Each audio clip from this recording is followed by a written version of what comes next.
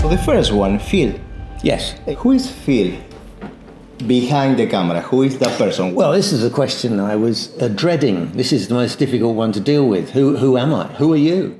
Well, I try to find out. I don't get it yet. Yeah. I grew up in North London. Through my acting work, I've done a lot of travelling. I've travelled all around the world. I earn my living as an actor. I also earn a little bit of a living doing illustration and artwork. That's how I trained, in fact. I started off as an artist. I love drawing. I also loved acting, but I didn't think too much about acting. It was just something I liked to do. I had a friend, Mark Ward was his name, and he knew he wanted to be an actor. If we played together, if I went round to his house, we'd play acting games. We'd write little scripts and then we'd record them. And then we'd go and play this to our parents. And as we grew up, I put more and more effort and energy into being an artist. And he likewise with the acting. And he became quite successful. But unfortunately, he died very young. And at the time, I was doing amateur dramatics. And it kind of occurred to me how much I liked the acting. And I hadn't really given it much energy or intention because it seemed to me my friend Mark was the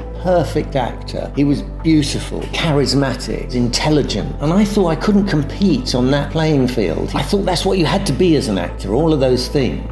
I gave myself permission to have a serious go at acting because he wasn't there anymore to cover that base, you know. I'd also started doing some acting anyway, although I wasn't thinking of it as acting. I joined a character model agency and I did a lot of television commercials. There was a particular one for Levi's jeans. I'd done a lot of other commercials, of breakfast cereal and all sorts of things. And I realized that what I was doing, and I was loving it, it was like I was kind of waking up like a bear in a cave after winter. And I started thinking, I am an actor, I'm acting, but now what I want to do is more than 30-second movies, because that's what commercials are. The agency that I belong to, they said, you're our most successful actor model. I was still splitting my life between doing illustration and acting, but it was going more towards acting all the time. And then I pushed and I spoke to people and I eventually got a proper agent to represent me. And then I started getting little bits for TV and film. Now here I am, I'm an old man.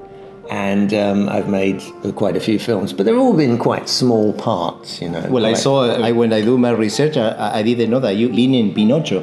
That was a film called The New Adventures of Pinocchio. Again, I only had a small part in it, but it was a real thrill. The director was something Anderson. He was so fragile. He would kind of come onto the set like a really old man. He looked like he was going to fall apart at any moment. Are we ready? Are we ready? As America, are we ready to shoot yet? We're going to be ready. We're just lining up now. Yeah, come on, let's get on with it. Come on, let's get this done. Yeah. As an actor, what I usually do is my first performance is I usually give too much. I'm doing too much with my face, and the directors generally say, do less. That's the thing about film acting. So the first take, I wasn't doing very much. Okay, cut, okay. And I said, I can give you more, I've been holding back. He went, yeah, sure, you give me more, give me more, okay, let's do it again, come on. And he was like coming to life. And we did it again, he went, yeah, that's great, okay. At the end of the day, they literally carried him off the set. Because he was so worn out. But that was a nice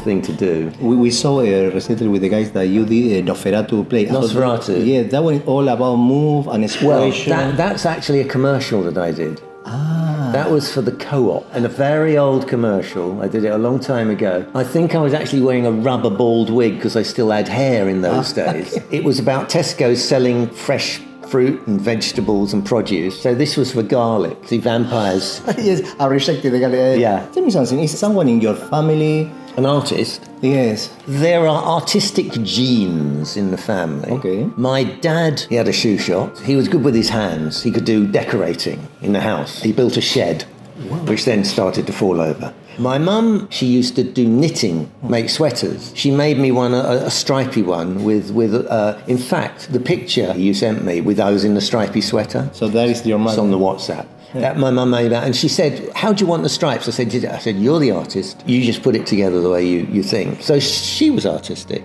And the other thing about my mum was that she couldn't draw, but she could see if a drawing was wrong. I did some drawings of my own hands. You know, in superhero comics, the hands are very important. The position. Yes, all of that stuff. And sometimes I wouldn't quite get it right. And I show my mum, she'd go, yeah, it's quite good, but that doesn't look quite right to me. Have another go.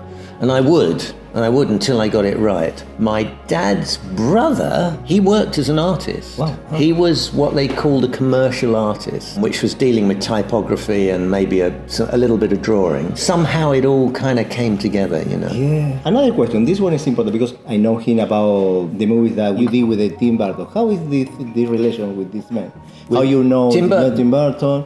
Because you were in many of movies of him. So I've done Charlie and the Chocolate Factory, Sweeney Todd, Beetlejuice, the second one. And the last one that I saw you was the Wednesday Addams. Oh, Wednesday, but also Miss Peregrine's Home. Yes, Peculiar you Children. was the guy who eat the ices. I know. Yeah. And you get crushed by the train. Yeah. I saw.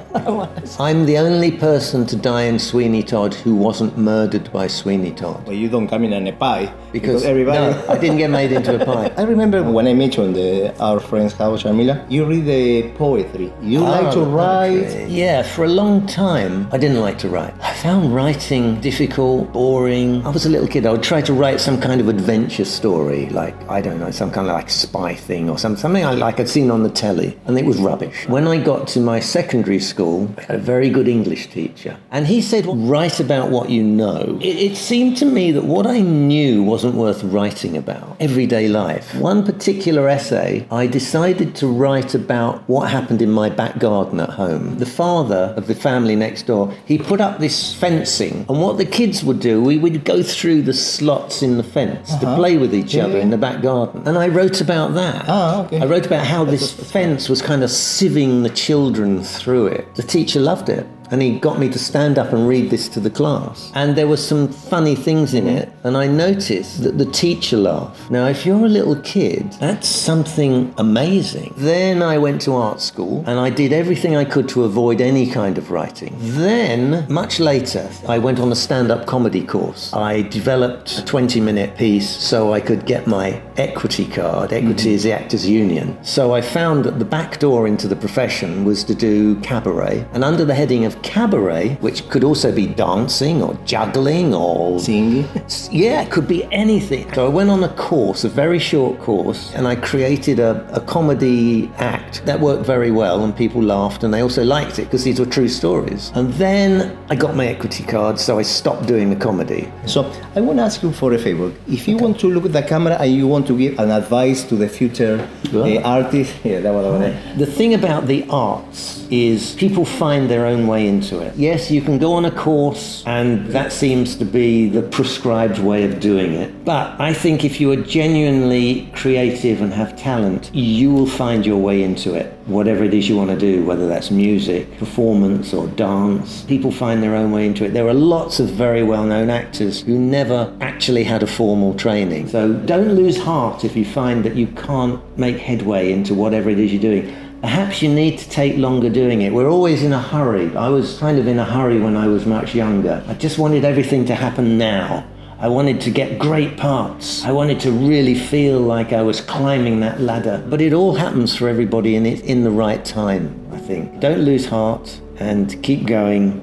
And talk to people, make connections, express what it is you want to do, because that's the way I think you begin to make it real. Once went to a party with a friend of mine and she told me she wanted to be an actor. And when we got to the party, I introduced people to her. I said, and this is my friend, and she's an actor. She was furious with me. She said, don't tell everyone I'm an actor. I'm not. Yet, I think the trick is to present yourself as whatever it is you want to become, because that's the beginning of becoming it, I think. Okay, well, Phil, thank you so much. Thank you for coming. Thank you very, very much. Thank you. Thank you. Thank you. Thanks. Right behind the camera, you can't see. Fernando. It's got lovely. I'm Brian. Brian is the editor. He was and thank excited. you. Thank you for coming. I appreciate it.